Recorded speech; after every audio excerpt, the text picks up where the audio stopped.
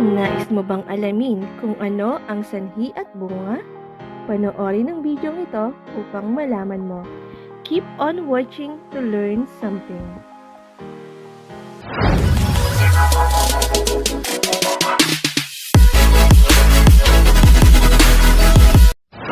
This is your teacher Sheshe and welcome back to my channel. Before we proceed, please don't forget to hit the subscribe button, okay? Tara, simulan!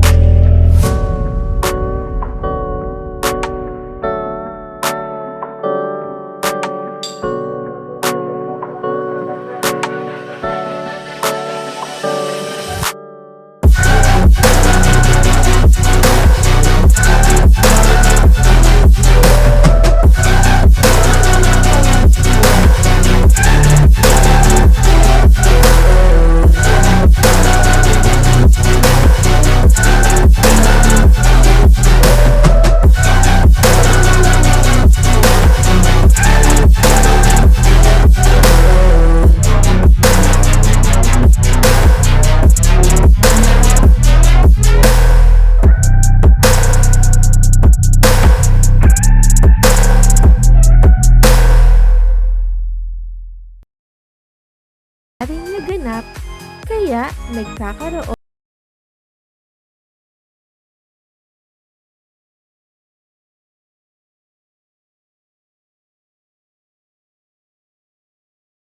dahil sa labis na pagpuputol ng puno, binaha ang maraming bayan. Malinis ang dagat, kaya maraming tao ang naliligo. Nakaiwas sila sa sakuna